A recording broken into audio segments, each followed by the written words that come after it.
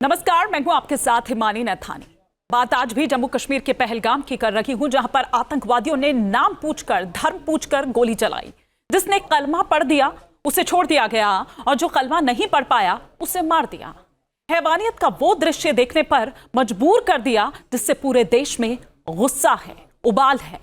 नवविवाहिता पत्नी के सामने उसके पति को मार डाला, मासूम बच्चे के सामने उसके पिता को मार डाला और अब पूरा देश गुस्से में है। एक ही सवाल पूछ रहा है कि क्या देश में जिंदा रहना है तो कलमा पढ़ना जरूरी है?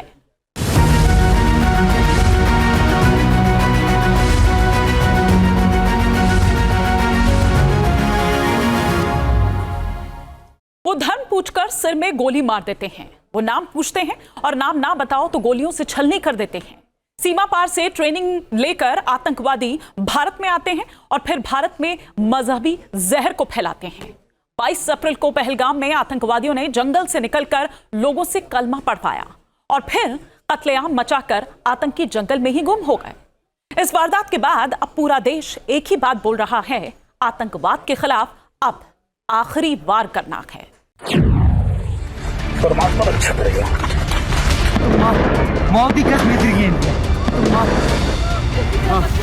एक इंसान आया, उसने उसको गोली मार दी। यहाँ पे उसने बोला कि शायद मुस्लिम भी है, उसने उसको गोली मार दी। नहीं मेरे पति का बच्चा लो। हम बचा देंगे, कोई बात नहीं भाई। दब सुमन युवा डिजाइन मेरे हिसाब से 10 जगह से रॉन फायरिंग होगी, 10 जने के ऊपर होगी। बैठो बैठो बैठो बैठो बैठो बैठो बैठो आराम से बैठो। मौत की कसम है।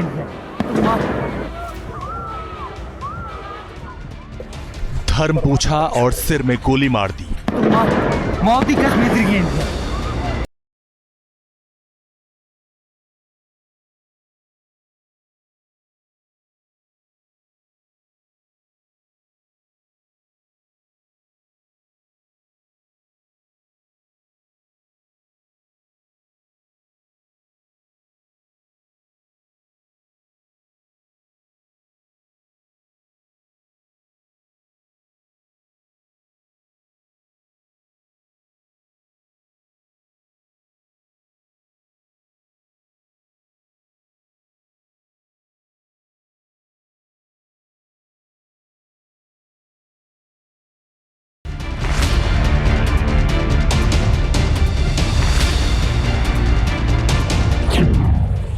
ये आतंकवाद का वो बर्बर चेहरा है जो हिंदुओं को टारगेट करता है।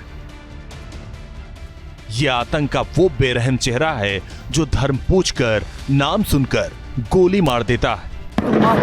मौत की कसम है। परमात्मा रक्षा करेगा।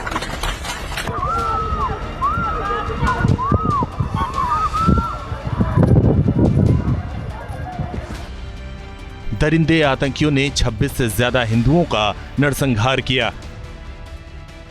मेरे हिसाब से 10 जगह से रॉन फायरिंग होगी, 10 जने के ऊपर होगी। बैठो बैठो बैठो बैठो बैठो बैठो बैठो आराम से बैठो। फायरिंग कर रहे हैं वो लोग। हाँ, फायरिंग कर रहे हैं। कुछ चोट है मेरे बाजू में, बगल में था। दरिंदों ने पल भर में ही जिंदगी भर की खुशियां छीन ली। पत्नी के सामने उसका सुहाग उजाड़ दिया। कलमा नहीं पढ़ पाया तो शुभम द्विवेदी का कत्ल कर दिया।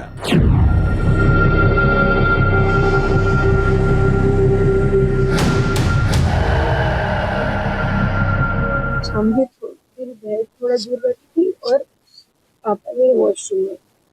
2-3 दिन में एक बंदा पीछे से आया और उसने गोली साइड में रख के उससे पूछा, हिंदू है कि मुसलमान? मुसलमान है तो पहले कलमा पढ़ के दिखा।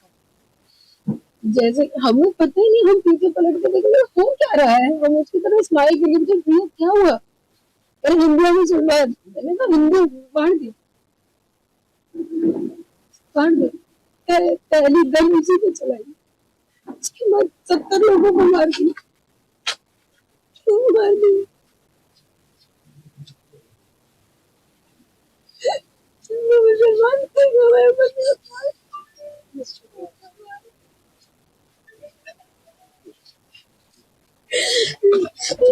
थी, क्या बोलते, भेलपुरी खा रही थी, मेरा पति साइड में था।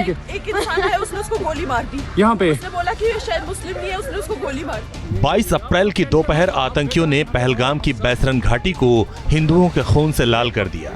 हिंदू इस उम्मीद से पहलगाम में थे कि अब उन्हें कोई खतरा नहीं होगा।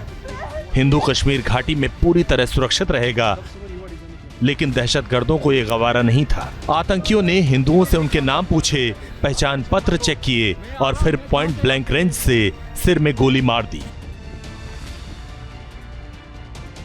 क्या हुआ इसको, क्या हुआ? Okay, don't worry, you okay, you need a water sir? देख सकते हो बाइसरन की जो वादी है, ये आप देख सकते हो जंगल जो आपको नजर आएगा, इन्हीं जंगलों का इस्तेमाल किया है आतंकियों ने। इन्हीं जंगलों से जो आतंकी है वो बाइसरन में घुसे हैं, बाइसरन वैली में घुसे थे। तो उसके बाद उन्होंने पूरी तरीके से इस बाइसरन में जो है अंधाधुंध फायरिंग की है। ये आप देख सकते हो डरावना सा मंजर देखने को मिल रहा है। काफी ज्यादा घना इलाका जो है यहाँ पे देखने को मिल रहा है। पूरी तरीके से अगर इस एरिया की बात करेंगे तो इस एरिया को सेना सुरक्षा बल के जवानों ने पूरे घेरे में लिया है। तीसरा दिन है इस ऑपरेशन को, तीसरे दिन भी यहाँ पे सर्च ऑपरेशन लगातार जारी है। लेकिन अब ये देखने की वाली बात है कि ये जो घना जंगल है, जो सुरक्षा बलों को बहुत ही सारा चैलेंजों का सामना करना पड़ रहा है, क्योंकि एक तो काफी ज्यादा घना जंगल है और दूसरा ये रास्ता आप देख सकते हो, बिल्कुल रास्ता जो है काफी ज्यादा कीचड़ आपको यहाँ पे नजर आएंगे। और पूरी तरीके से ये रास्ता जो है बिल्कुल पहलगाम से लेकर बाइसरन तक जो है ऐसा ही रास्ता आपको मिलेगा और ऐसे ही घने जंगल जो है वो आपको मिलेंगे।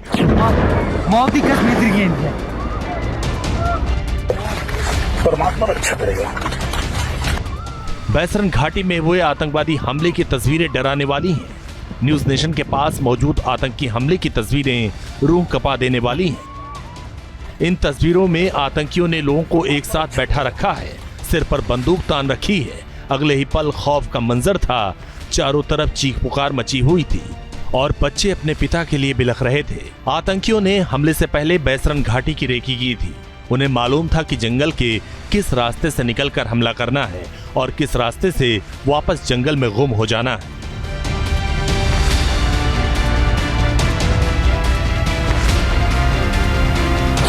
जो आप जंगल देख सकते हो, ये जो घने जंगल आपको नजर आएंगे, यही से जो आतंकी है वो यहाँ पे आए थे। तो बाद में यहाँ पे जो है अंधाधुंध फायरिंग की है। आप देख सकते हो काफी ज्यादा घना जंगल है।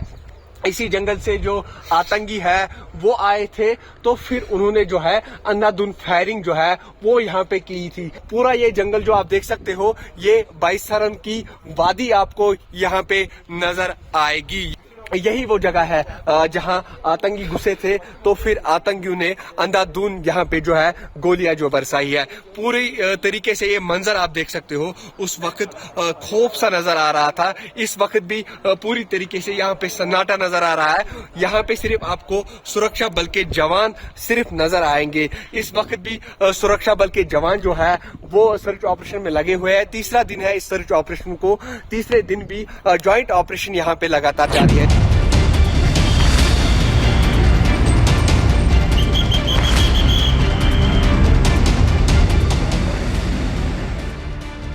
जिन्होंने धर्म बताया उन्हें मार डाला, जिन्होंने धर्म नहीं बताया उनका भी कत्ल कर दिया। विरोध किया तो गोली मार दी, जिसने विरोध किया उसे भी मौत के घाट उतार दिया। महिलाओं को, बच्चों को कत्लेआम देखने पर मजबूर किया।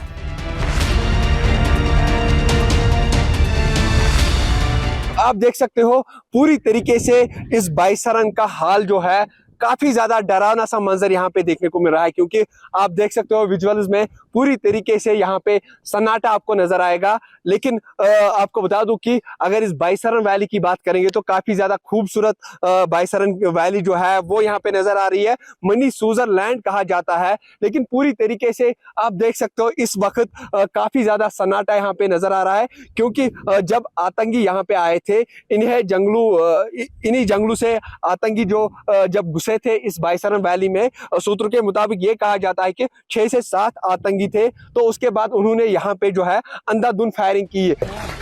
परमात्मा रक्षा करेगा। आतंकियों ने बैसरन घाटी को खून से लाल कर दिया। हिंदुओं की टारगेट किलिंग कर पूरे देश को गहरा जख्म दिया। लेकिन हिंदुस्तान छोड़ेगा नहीं, हर हाल में बदला लेकर रहेगा। ये हमला सिर्फ निहत्थे पर्यटकों पर नहीं हुआ है। देश के दुश्मनों ने भारत की आत्मा पर हमला करने का दुस्साहस किया है। मैं बहुत स्पष्ट शब्दों में कहना चाहता हूं, जिन्होंने ये हमला किया है, उन आतंकियों को और इस हमले की साजिश रचने वालों को उनकी कल्पना से भी बड़ी सजा मिलेगी। पहलगाम में आतंकवादियों ने इंसानियत का कत्ल किया है और देश में हर कोई एक ही सवाल कर रहा है कि क्या भारत में रहना है तो कलमा पढ़ना जरूरी है। पहलगाम से खालिद डार के साथ टीम न्यूज़ नेशन। और इसी पर हम और विस्तार से चर्चा करेंगे। हमारे साथ तमाम और खास मेहमान भी जुड़ चुके हैं, लेकिन इस वक्त एक खास मेहमान जो हमारे साथ जुड़े हुए हैं, डॉक्टर उमर अहमद इलियासी, जो कि चीफ इमाम हैं ऑल इंडिया इमाम ऑर्गेनाइजेशन के। बहुत बहुत स्वागत है आपका डॉक्टर इलियासी। मैं पहले तो आपकी प्रतिक्रिया चाहूंगी, जिस तरह से पहलगाम में आतंकी हमला होता है, जाति नहीं पूछी जाती, भाषा नहीं पूछी जाती, राज्य नहीं पूछा जाता, लेकिन धर्म पूछा जाता है, आपका रिएक्शन?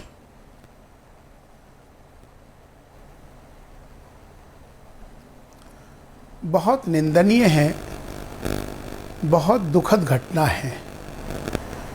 जिस तरह से एक मजहब का या विशेष धर्म का नाम पूछकर उनकी निर्मम हत्या कर दी जाती है। पूरा देश गमगीन है, पूरा देश के अंदर दुख है, हर आदमी सभी दुखी हैं। और जिस तरह से उन्होंने जो किया, जिस नाम को लेकर, जिस मज़हब को लेकर पूछ कर किया, ये और ज़्यादा दुखद घटना हो गई है। हमारी जिम्मेदारी मुझे लगता है कि अब ज़्यादा बन गई है। मैं चीफ इमाम हूँ, इसलिए मेरी भी जिम्मेदारी ज़्यादा है। इसीलिए मैं आज आपके चैनल से बताना चाहता हूँ कि आतंकवाद का कोई मज़हब नहीं होता है।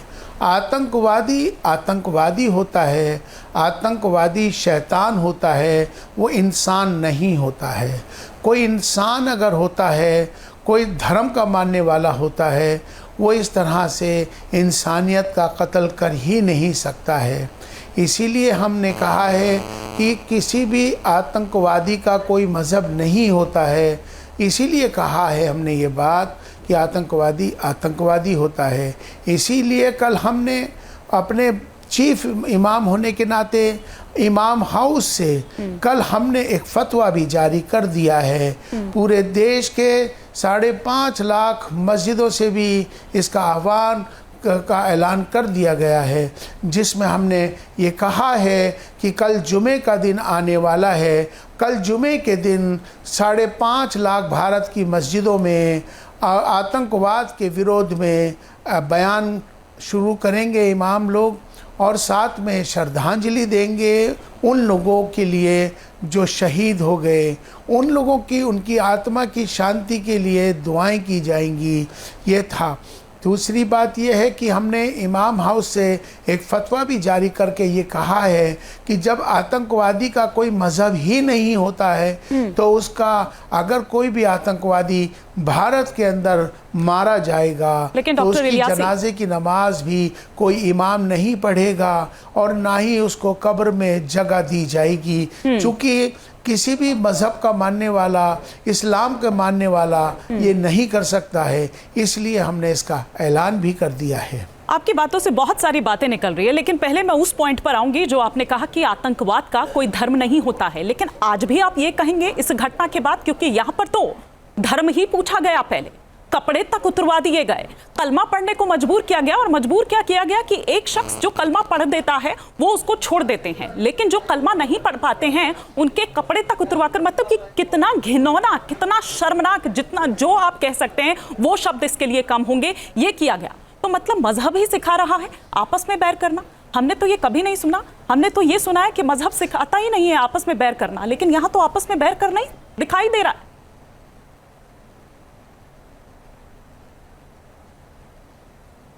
मैंने कहा कि ये बहुत दुखद घटना है, ये जो हुआ है, जिस तरह से उनकी निर्मम हत्या करके उनको निर्मम हत्या की गई और उनका मज़हब पूछा गया, ये वाकई दुखद है, बहुत शर्मनाक भी है। इसीलिए हमने कहा है कि आतंकवादी का कोई मज़हब नहीं होता है, आतंकवादी तो शैतान होता है। अगर वो किसी मज़हब का होता तो अगर वो, चूँकि इस्लाम बचाने का नाम है, इस्लाम मारने का नाम ही नहीं है, इस्लाम की शिक्षा पीस की है, सलामती की है। इसीलिए हमने कहा है डॉक्टर इलियासी, इस्लाम कुछ लोगों के वीडियोस तो सोशल मीडिया पर घूम रहे हैं और वो ये कह रहे हैं कि जो वहां हुआ हो ही नहीं सकता, जो वहां हुआ वो इस्लाम में पुण्य है। ये वो लोग कह रहे हैं जिनके सोशल मीडिया पर कुछ इस तरह के उस कम्युनिटी से आते हैं और वो सोशल मीडिया पर उनके इस तरह के मैसेजेस घूम रहे हैं, उनके वीडियोस वायरल हो रहे हैं, जो पुण्य का काम बता रहे हैं। इससे ऐसे लोगों को आप क्या कहेंगे?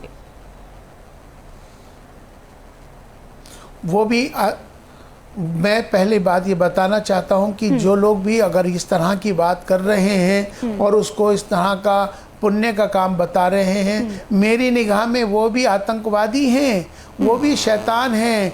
चूँकि राष्ट्र प्रथम है, अपने लिए राष्ट्र सर्वोपरि है, इस समय पूरा देश एक होकर आतंकवाद के खिलाफ खड़ा हो गया है। हमारे देश के प्रधानमंत्री श्री नरेंद्र मोदी जी ने कहा था कि मैं संकल्प लेता हूं कि उस देश के साथ मैं जब तक बात नहीं करूंगा, जब तक वो देश अपने जहां से आतंकवाद को ख़त्म नहीं कर देता। भारत ने हमेशा से यूनाइटेड नेशन के अंदर, यूएन के अंदर भी हमेशा से ये कहा है कि भारत आतंकवाद को काफ़ी समय से झेल रहा है। अब ये वक्त आ गया है कि तमाम पूरे विश्व से, पूरी दुनिया से आतंकवाद को खत्म होना वो चाहिए। तो ठीक है, लेकिन जो लोग ये कह रहे हैं कि इस्लाम में इसे पुण्य माना गया है, सारे धर्मों के धर्म गुरुओं को बुलाकर श्रद्धांजलि दी गई। हाँ, नहीं वो ठीक है, वो आपने भाईचारे की बात की, लेकिन तब ये भाईचारा कहाँ जाता है? मैं उस पर बात करना चाह रही हूँ, क्योंकि वही लोग ये कह रहे हैं कि कुरान में ये कहा गया है कि काफिरों के साथ ऐसा ही सुलूक होना चाहिए। काफिर मतलब जो नॉन मुस्लिम हैं।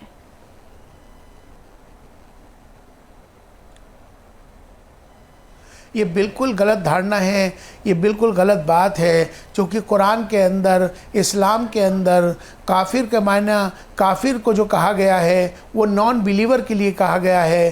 जो नास्तिक होते हैं उनको काफिर कहा जाता है। जो भारत में रहते हैं, क्योंकि भारत में तो सभी लोग आस्तिक हैं, तो भारत के लोग काफिर नहीं हो सकते। काफिर सिर्फ उसको कहा जाता है जो ईश्वर में आस्था नहीं रखता है। तो अगर इस तरह की कोई बात कर रहा है तो मुझे लग रहा है कि उसको इस्लाम को समझने की ज़रूरत है, कुरान को पढ़ने की ज़रूरत है, इंसानियत को समझने की ज़रूरत है। ये कौन दुनिया का आदमी कह सकता है कि किसी का कत्ल करके निर्मम हत्या कर दी जाए और उसको पुण्य का कार्य दिया जाए? ईश्वर तो सबका है, खुदा के बंदे हैं सब, सबको ईश्वर ने बंदों को बना के भेजा है, ईश्वर सबका है। अगर ये लोग ऐसा करते हैं तो ये इस्लाम विरोधी हैं, इंसान विरोधी हैं, इंसानियत के विरोधी हैं, मानवता के विरोधी हैं। ऐसों के खिलाफ भी मुझे लगता है कि वो इंसान नहीं हो सकते, वो भी शैतान हैं। बहुत शुक्रिया डॉक्टर इलियासी हमारे साथ जुड़ने के लिए, और ये मैसेज उन तक भी पहुंचे जिन तक आप पहुंचाना चाह रहे हैं। बहुत शुक्रिया हमारे साथ जुड़ने के लिए। हमारे साथ स्टूडियो में और तमाम खास मेहमान भी हैं, लेकिन इससे पहले कि मैं उनका रुख करूं, यहां आपको बता दूं कि पहलगाम हमले में जान गंवाने वालों को पूरा देश श्रद्धांजलि दे रहा है। आंखें नम हैं और हर आंख यही सवाल पूछ रही है, हर एक आंख का आंसू यही सवाल पूछ रहा है कि क्या कलमा पढ़ना इतना जरूरी हो गया है? क्या कलमा पढ़ने की तालीम लेना जरूरी हो गया है? हर कोई सवाल कर रहा है कि आतंकवाद का धर्म नहीं होता तो फिर कलमा ना पढ़ने पर खून क्यों बहा दिया गया? परमात्मा रक्षा करेगा।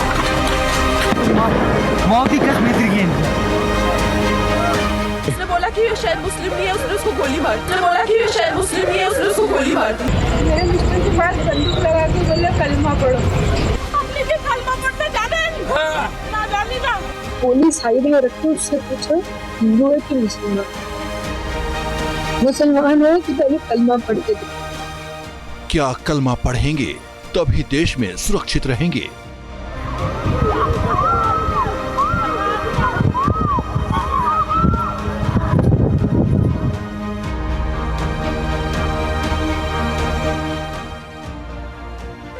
क्या कलमा पढ़ेंगे तभी जिंदा रह सकेंगे? हम बचा देगा, कोई बात नहीं। जब सिमन युवा डिजन किया है। ठीक है हम बचा देंगे ना, आप टेंशन मत लो, मैं आ रहा हूँ। मैं कहाँ पे आपका ये हस्बैंड? धर्मनिरपेक्ष भारत में हिंदू होना ही गुनाह हो गया है।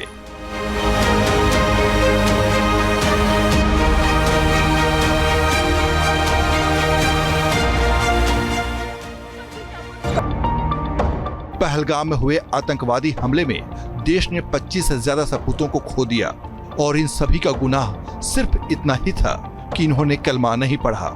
इन्हें बचपन में कलमा पढ़ना नहीं सिखाया गया था। स्कूल कॉलेज में कलमा पढ़ने की तालीम नहीं दी गई थी। इन्हें बस देश प्रेम सिखाया गया था। इन्हें हर धर्म का सम्मान सिखाया गया था। भूख लगे थे तो खाना खा रहे थे, तभी गन फायरिंग की आवाज आई थी। हमें लगा कुछ हुआ था, हमने पूछा भी वो रेस्टोरेंट वाले से कि क्या हुआ, उन्हें भी कुछ नहीं पता था। तो जब वो आतंकवादी ज्यादा गोली मारे हैं तब सबको पता चला कि टेररिस्ट गुस्सा है, तो हम छुप गए। उन लोगों ने ढूंढ लिया, हमको तो वो 2 दिखे थे। किसी से कुछ नहीं पूछा, बस यही बोला मुसलमान अलग हो जाओ और हिंदू अलग हो जाओ। हिंदू को मार दिया और बोला 3 बार कलाम बोला, और मुसलमान लोगों को लैंग्वेज आती थी, उन लोगों ने 3 बार मुसलमान बोला, और जो नहीं बोला उसे गन से उड़ा दिया, मार दिया। लेकिन आतंकवादियों को एक ही बात सिखाई गई थी, जो कलमा न पढ़े उसका कत्ल कर दिया जाए, जो मुसलमान न हो उसका खून बहा दिया जाए। और आतंकवादियों ने वही किया, बिना वजह बेगुनाहों का खून बहाया। आतंकवादी हमले के बाद देश में गुस्सा है, उबाल है, बदला लेने की मांग हो रही है, और बदला लेने से ज्यादा बात हर नागरिक को कलमा पढ़ना सीखने की हो रही है। बीजेपी सांसद निशिकांत दुबे कलमा लिखकर सोशल मीडिया पर पोस्ट कर रहे हैं, कह रहे हैं कि जिंदा रहना है तो कलमा पढ़ना सीखने में ही भलाई है। सामने मेरी बहन थोड़ा दूर बैठी थी और पापा मेरे वॉशरूम में। 2-3 दिन में एक बंदा पीछे से आया और उसने गोली साइड में रख के उससे पूछा हिंदू है कि मुसलमान? मुसलमान है तो पहले कलमा पढ़ के दिखा। जैसे हमें पता ही नहीं, हम पीछे पलट के देखेंगे हो क्या रहा है, हम उसकी तरह स्माइल करेंगे, जब भैया क्या हुआ, कल हिंदू है मुसलमान? मैंने कहा हिंदू, मार दिया, पहली गन उसी पे चलाई, उसके बाद 70 लोगों को मार दिया।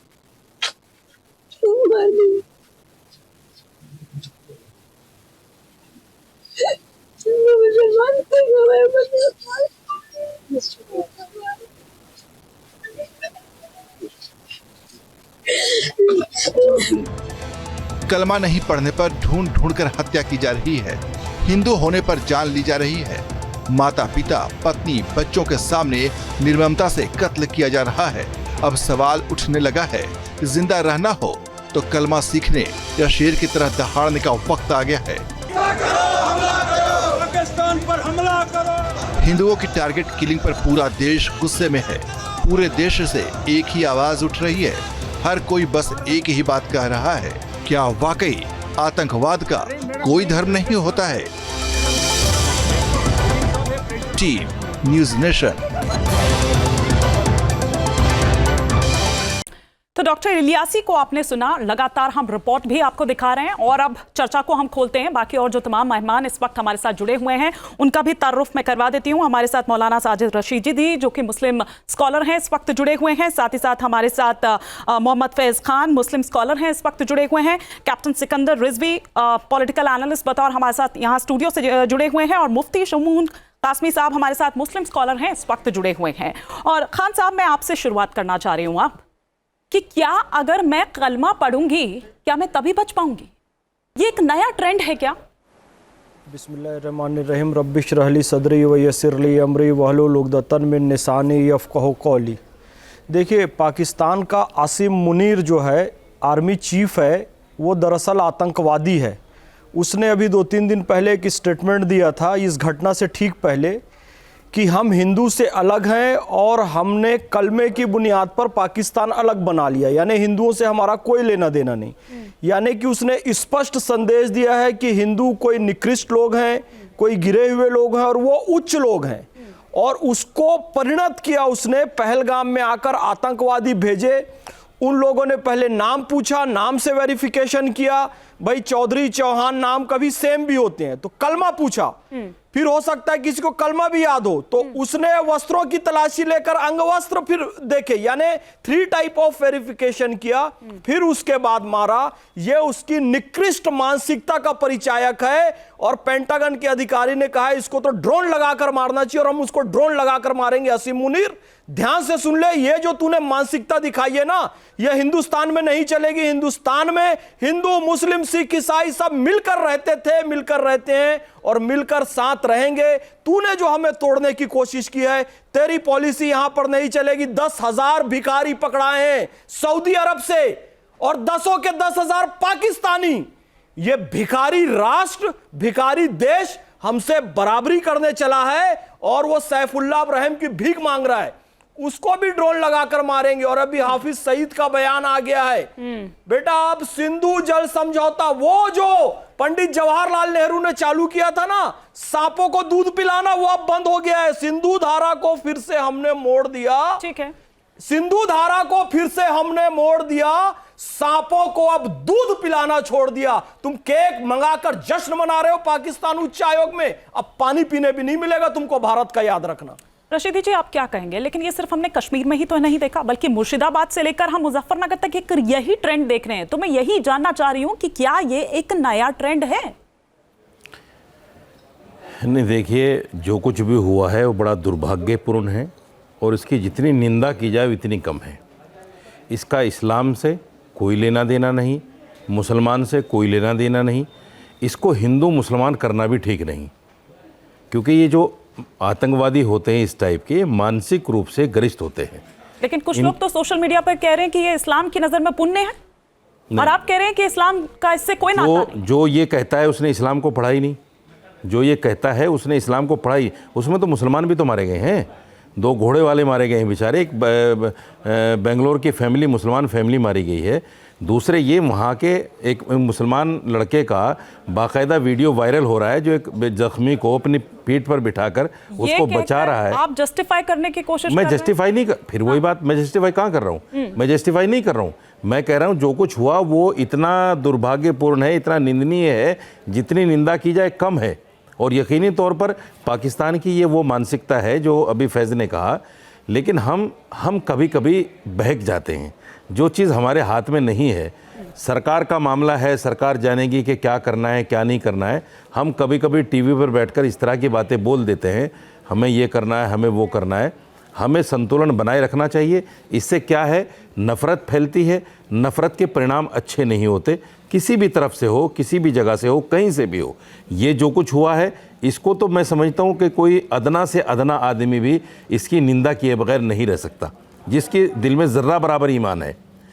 लेकिन फिर मैं कहता हूँ कि इसको हिंदू मुसलमान नहीं करना, वो मुसलमान हो ही नहीं सकते। नहीं, आप ये देखिए ना कि खुद वो धर्म पूछकर, वो जाति नहीं पूछता है, वो भाषा नहीं पूछता है, वो राज्य नहीं पूछता है कि तुम कहां से आए हो यहाँ पर, और वो निहत्तों पर। आज से पहले कभी ऐसा नहीं हुआ है सर कि टूरिस्ट को इस तरह से निशाना बनाया गया हो। ऐसा तो 90 के दशक में भी नहीं हुआ होगा। मैं बता रहा हूँ, सुनिए, देखिए मैं क्यों कह रहा हूँ उसको सुनिए। जिन लोगों ने ये जिहादी मानसिकता, जिहादी सोच लेकर किया है ना, जिहाद से तो उसका कोई लेना देना है। जिहाद नहीं है, जिहाद तो बहुत पाक और पवित्र चीज है। ये जिहाद नहीं है, बिल्कुल नहीं, आतंकवाद है। अच्छा, ये मैं इसीलिए तो कह रहा हूँ कि इस्लाम से कोई लेना देना है ही नहीं। ठीक है, तो मतलब ही नहीं है। कासमी साहब को एक बार इस चर्चा में लेकर आऊंगी। कासमी साहब, आप क्या कहेंगे? आपने यहाँ पर रशीदी जी को भी सुना, आपने यहाँ पर फैज साहब को भी सुना।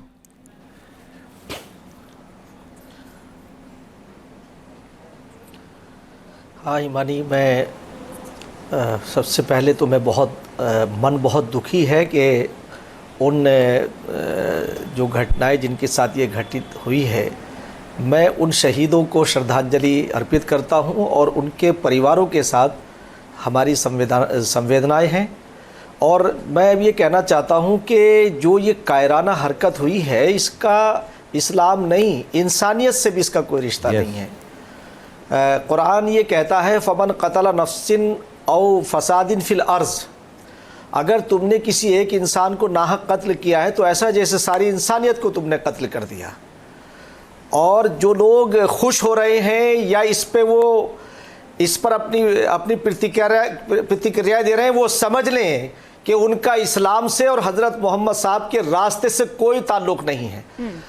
अनेकों बार हम ये कह चुके हैं कि ये जैशे मोहम्मद, लश्कर तैयबा जैसे नाम जो मोहम्मद साहब से लगाए हैं, मैंने पहले भी कहा, आज भी कह रहा हूँ, दुनिया के मुसलमानों को अगर उनमें गैरत है तो इनकी मजम्मत नहीं, इनके खिलाफ कार्रवाई का मुतालबा करना चाहिए।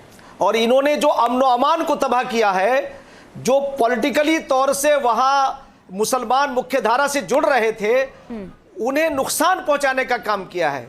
मैं समझता हूं कि सरकार को इनके पता लगा करके इनके सहयोगी कौन है उन्हें सजा देनी चाहिए और इबरतनाक सजा देनी चाहिए। इन्होंने पूरी दुनिया के अंदर जिस तरह के ये मैसेज यहां से दिया है, ये मुसलमान नहीं, किसी भी, ये आतंकवादी है, टेररिस्ट है, इनका इस्लाम से कोई या किसी धर्म से कोई ताल्लुक नहीं। ठीक है कासमी साहब, एक क्विक रिएक्शन में कैप्टन सिकंदर रिजवी भी हमारे साथ जुड़े हुए हैं। कैप्टन सिकंदर रिजवी, तस्लीमा नसरीन, इस नाम से हर कोई वाकिफ है, मुझे उनका परिचय देने की यहाँ पर जरूरत नहीं है। वो क्या कह रही हैं? वो कह रही हैं कि जब तक इस्लाम जिंदा है तब तक आतंकवाद जिंदा है। इसे आप किस तरह से देखते हैं? बल्कि उन्होंने तो बहुत, अगर आपने देखा हो उनका ये पोस्ट, तो बहुत कुछ लिखा है, शायद वो मैं बता भी नहीं सकती यहाँ। देखिए, हम लोग जो ये बहस में इस टाइम बैठे हैं डिबेट के अंदर, ये ख़ास करके जो पहलगाम में हुआ है, जो बहुत सारे लोग, उनकी ज़िंदगियां ख़त्म हो गई, उनके फैमिली पूरी ख़त्म हो गई, तो बहुत अफसोसनाक है और मैं भी श्रद्धांजलि कर देता हूँ। लेकिन ये कहानी शुरू कब से हुई थी? ये कहानी शुरू हुई थी 21/22 अक्टूबर 1947 को, जो सो कॉल्ड कबायली कश्मीर के अंदर आए थे। मेजर जनरल अकबर खान है पाकिस्तान के, उन्होंने किताब लिखी है रेडर्स इन कश्मीर। उसमें उन्होंने खासकर ये जिक्र किया है कि एक ऑपरेशन स्टार्ट किया गया है कश्मीर को वापस लेने के लिए, और वो ऑपरेशन का नाम है ऑपरेशन गुलमर्ग। और 21/22 की रात को जब कश्मीर के हिस्से के अंदर घुसना शुरू किया है, जिसको कहते हैं सो कॉल्ड कबायली, मेजर जनरल अकबर खान ने लिखा है कि वो कबायली नहीं थे, पाकिस्तान की रेगुलर आर्मी थी, उनको भेस बदल करके भेजा गया था मुजफ्फराबाद और मीरपुर के अंदर, और उसके बाद वहाँ पे मारकाट शुरू कर दी थी। इनको वहाँ पर हमला किया, जितने कश्मीरी पंडित थे उनको दौड़ा दौड़ा के मारा गया गाँव पे, और रन किया था 500 गाँव के ऊपर, करीब 20,000 हिंदू मारा गया था उसके अंदर। ये इतिहास है। लेकिन वो जो ऑपरेशन गुलमर्ग शुरू हुआ था, कश्मीर को हम वापस लेंगे, कश्मीर में हमारा वर्चस्व होगा, वो आज भी सिलसिला जारी है, कहीं छोटे रूप में है, कहीं बड़े रूप में है। ये उसी का हिस्सा है जो हुआ है। स्वागत है आप सभी का एक बार फिर से हमारे इस खास कार्यक्रम में। तो बात पहलगाम की कर रहे हैं। आतंकवादियों ने किस तरह से इंसानियत का कत्ल किया, उनका खून बहाया, कश्मीर को हिंदुओं के खून से लाल कर दिया। देश में मजहब के ना देश एकजुट है। 35 साल बाद पूरा जम्मू कश्मीर आतंकवादियों के विरोध में एकजुट है। हर मुसलमान आतंकवादियों के खिलाफ खड़ा है और हिंदू धर्मगुरु भी बदला लेना चाहते हैं। हर कोई बस एक ही बात कह रहा है, उन्होंने 27 लोगों की जान ली, हमें सारे आतंकवादियों को खत्म कर देना चाहिए। हम बचा देंगे, कोई बात नहीं। तब समझ what is on it. मेरे हिसाब से 10 जगह से रॉन फायरिंग के ऊपर होगी। बैठो आराम से बैठो। मौत की कश्मीर की है।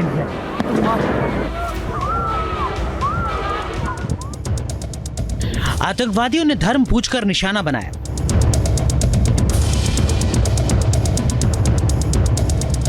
मजहब जानने के बाद AK-47 का ट्रिगर दबाया।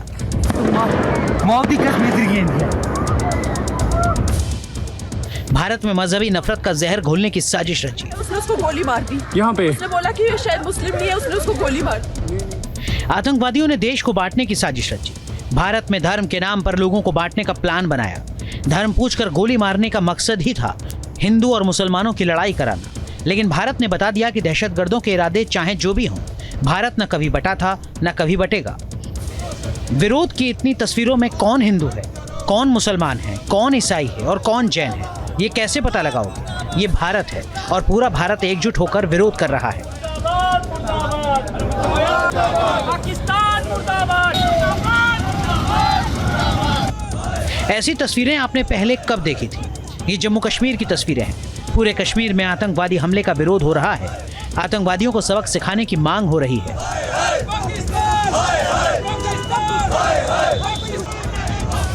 35 साल में पहली बार हर कश्मीरी आतंकवाद के खिलाफ खड़ा है।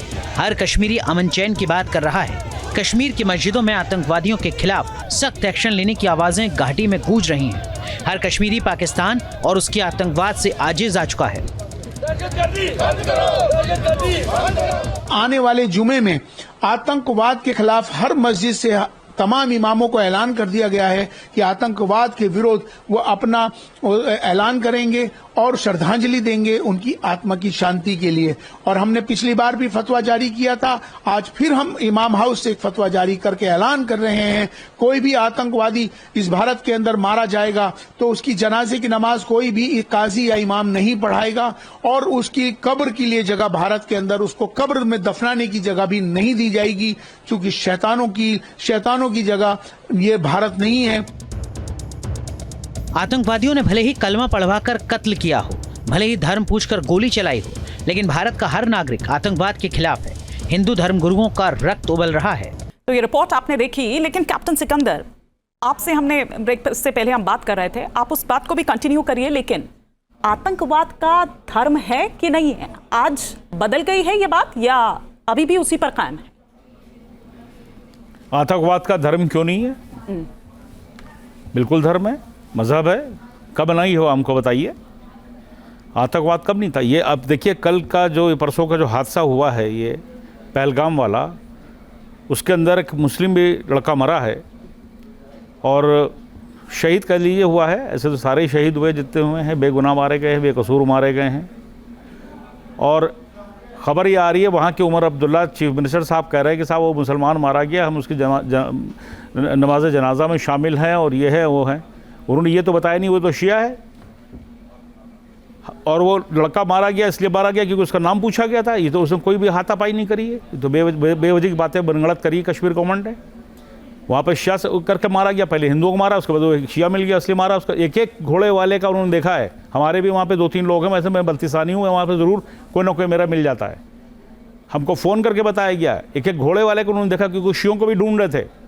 एक शिया मिल गया, उसको मार दिया उन लोगों ने। अनंतनाग का है वो, सैयद आदिल हुसैन शाह, जिसका फादर नाम है सैयद हैदर हुसैन शाह। नहीं देखिए, सुन लीजिए, मैं अभी आ रहा हूँ। आए ही सर इस मकसद से थे कि कलावा पहना है। आतंकवाद की पूरी पाकिस्तान में सेमिनरीज चल रही हैं, वहाँ पर फैक्ट्री चल रही हैं, वहाँ पे अलग अलग ढंग के लेवल के ट्रेंड किए जाते हैं। उनमें से यही भी ट्रेंड थे जो आए थे। और इन्होंने अब तो हद खत्म कर दी कि निहत्ते टूरिस्ट के ऊपर उन्होंने हमला कर दिया।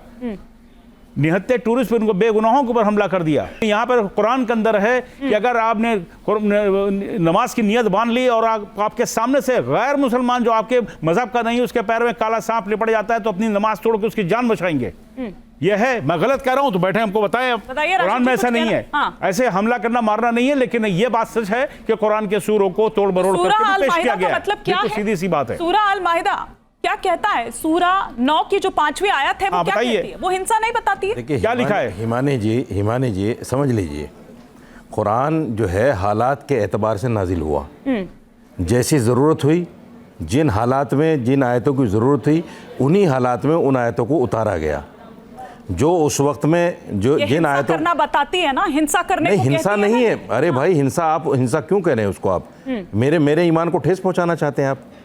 मत कहिए हिंसा। ये मैं नहीं कह रही हूं। नहीं, मत कहिए आप। ये मैं नहीं कह रही हूं। आप टीवी पे बैठे हैं, आपकी बात को करोड़ों लोग सुनेंगे। सर, लेकिन मत ये मैं नहीं कह रही हूं। ये वही सोशल मीडिया पर जो वायरल हो रहे हैं, जो मैं सर सोशल मीडिया की सारी बातें सच्ची थोड़ी होती हैं। लेकिन वो खुद ही कह रहे हैं कि इसे पुण्य माना गया है। अरे हिमानी जी कहते हैं कि काफिरों का यही हाल होना चाहिए। हिमानी जी, हमने क्या कहा? जो लोग इसको इस्लाम से जोड़ रहे हैं वो मुसलमान है ही नहीं। इससे बड़ी बात नहीं हो सकती। तो ऐसे लोगों को क्यों नहीं आप कुछ कहते? क्या कहें? फतवा जारी करते हैं, उन फतवों को क्या होता है? अगर हम यहाँ हिंदुस्तान में रहकर जो जमहूरी मुल्क है फतवा जारी करेंगे तो क्या उनको मार दिया जाएगा? बताइए आप मुझे। फतवे का असर वहाँ होता है जहाँ इस्लामी हुकूमत होती है। यहाँ सिर्फ बताना होता है कि ऐसे लोग इस्लाम नहीं जानते, ऐसे लोगों का इस्लाम से कोई ताल्लुक नहीं है। अगर हम फतवा भी जारी करेंगे तो क्या होगा उससे? भाई, फतवा भी एक जानकारी है। फतवा भी जैसे हम बता रहे हैं ऐसे ही फतवा है, वो लिखकर बताया जाता है, हम ज़बानी बता रहे हैं। तो इन चीज़ों को देखिए, कुरान की एक भी आयत, वो इस्लाम जो ये कहता हो कि वो आदमी जब तक मुसलमान नहीं हो सकता जब तक उसकी हाथ से, उसकी ज़बान से कोई दूसरा आदमी महफूज ना हो। अब ऐसे लोग हैं जो यजीदी हरकतें करते हैं, जैसे ये पहलगाम वाला हुआ, ये माना नहीं जाता ना है भाई, उनको सुना कौन सुनता है? बिल्कुल। और बहुत से ऐसी सेमिनरी, बहुत से ऐसे ऑर्गेनाइजेशन हैं जो उन्हीं के यजीद को मानने वाले हैं। यजीद को पांचवा पैगंबर कहना शुरू कर दिया भाई। अभी मैंने गाजा वाले मैटर के अंदर देखा था, पांचवा पैगंबर कहना शुरू कर दिया यजीद को। और ये कौन लोग हैं? ये मुसलमानी में फिरका है ना, वही तो है ना आतंकवादी। और कौन है ये जो हरकत करी है लोगों ने? ये क्या करी है? ये इस्लाम के अंदर या कहिए इंसानियत, तो मैं इस्लाम की बात ही नहीं करता हूँ, इंसानियत की गिरी से गिरी बात है। खान साहब, पैटर्न भी उसी तरह से देखा गया है। हमास, जैसे हमास ने किया वैसे ही यहाँ भारत में, यहाँ पहलगाम में हमने देखा कि ठीक वैसा ही पैटर्न जो है वो दिखाई देता है। देखिए इमानी जी, बात ये है, अभी लल्लो चप्पो मीठी मीठी बात, चाशनी वाली बात चालू होगी, मोमबत्ती लेके चलेंगे, फिर जब आतंकवादी पकड़े जाएंगे और चुन चुन के इनको फांसी पर चढ़ाया जाएगा और गोली मारी जाएगी तो कहेंगे नहीं नहीं नहीं, हाफिज सईद साहब है, ओसामा जी है, बेचारा गुरु जी है, बेचारा गरीब है।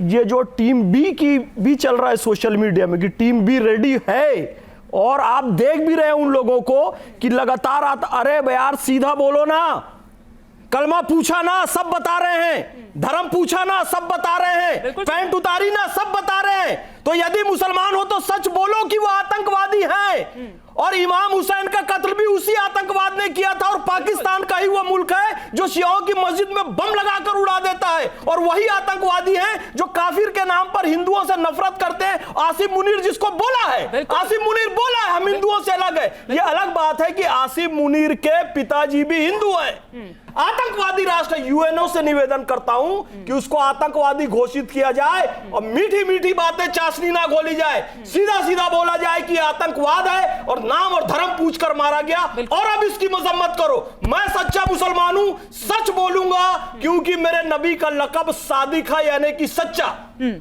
कासमी साहब, इस पर मैं क्विक रिएक्शन आपका चाहूंगी। और क्या यही कारण है वो जो कह रहा था मुनीर, और उसके बाद आप देखिए कि ठीक उसके बाद ये हमले किए जाते हैं, किस तरह से उसने भड़काऊ भाषण दिए, किस तरह से उसने कहा कि हम अलग हैं, हिंदू अलग हैं। तो फिर जो कहा जाता है कि मुसलमानों को यहाँ रहने देना, भारत में रहने देना गलती थी, क्या वाकई ऐसा था? ये गलती थी? मानी जी, बहुत कहना चाहता हूँ कि संसार का पहला जो ज्ञान है वो वेद है, और आखिरी जो वाणी है वो कुरान है। एको ब्रह्म द्वितीय नास्ते नेहना नास्ते किंचन वादहु ला शरीक, वन गॉड विदाउट सेकंड, अव्वल अल्लाह नूर उपाय कुदरत के सब बंदे, एक ही नूर से सब जग उपजे, कौन भले कौन बंदे, निसंदेह वसुधैव कुटुंबकम, हम सब एक परिवार हैं। मैं पाकिस्तान के लोगों से और वहां के आर्मी चीफ को जाहिल समझता हूं या उसे फसादी समझता हूं, और वहां की सरकार को मैं सरकारी कोई भी ऐसी सरकार नहीं समझता हूं। हमारे बुजुर्गों ने जब देश आजाद हुआ तो टू नेशन थ्योरी को रिजेक्ट किया था, आज भी रिजेक्ट करते हैं। हमारे दूध और खून के रिश्ते, उसका वो इस्लाम का अलंबरदार नहीं है। हम उसे उस पाकिस्तान को मुसलमानों का या इस्लाम का मुल्क कहने हम नहीं मान सकते उन्हें। उनका इस्लाम से कोई ताल्लुक नहीं है। ये एक नया ट्रेंड है, कि वो आए थे, एंटी हिंदू ये टेररिज्म में जो देखने को मिल रहा है। जिसको अपनी एजेंसियों पे इल्जाम लगाना है लगाओ कि हाँ ठीक है आए थे पाकिस्तान से, कोई बात नहीं, कह दो, कहिए आप, हमें क्या लेना देना। जो मेरा मत है मैंने रखा है, जिसका जो मत है वो रखे, कोई मसला नहीं, हमें एतराज नहीं बिल्कुल। ये कहकर आप बच नहीं सकते ना, पल्ला नहीं झाड़ सकते रशीदी जी। मैंने क्या पल्ला झाड़ लिया इसमें? मैंने क्या पल्ला झाड़ लिया? एजेंसियों पर मैं कह रहा हूं गलत हुआ है, उनको फांसी होनी चाहिए, मैं पल्ला झाड़ रहा हूं इसमें? एजेंसियों पर इल्जाम लगाने की बात नहीं है। हर जगह ना तो सीसीटीवी कैमरा लगाया जा सकता, हर जगह ना ही एक पुलिस का सिपाही तैनात किया जा सकता। बिल्कुल ठीक बात है। यहाँ पे भी दिल्ली में भी बी टीम बैठी हुई है, कुछ लोग हैं ना वकील है ना, आतंकवादियों का केस लड़ते हैं, तहव्वुर राणा के लिए तैयार बैठे हैं ना, कसाब के लिए केस लड़ा ना। ये सब हमको दिखाई देता है कि बी टीम कैसे कैसे मैनिपुलेट करके फाइनली उनका समर्थन करती है। और मैं एक बात और कहूं, कंटेक्स्ट से अलग हटके, लेकिन बात आई है तो ब्रह्म एक है, एकम ब्रह्म द्वितीयो नास्ति, अल्लाह एक है, सब एक बात। भाई अल्लाह का कंसेप्ट अलग है, एक अल्लाह का मतलब इबादत के लायक अल्लाह, दूसरा बंदा, तीसरा शैतान बहकाने वाला। अल्लाह के कंसेप्ट में 3 सत्ता होती है, ब्रह्म के कंसेप्ट में ना कोई भगवान होता है, ना कोई भक्त होता है, ना कोई शैतान होता है, एक ही ब्रह्म होता है। कासमी साहब, खान साहब आपसे इत्तेफाक नहीं रख रहे हैं, वो सीधे सीधे ये कह रहे हैं कि आप तो सिर्फ चाशनी घोलने और जलेबी बनाने का काम कर रहे हैं, गोल गोल जलेबी बना रहे हैं आप।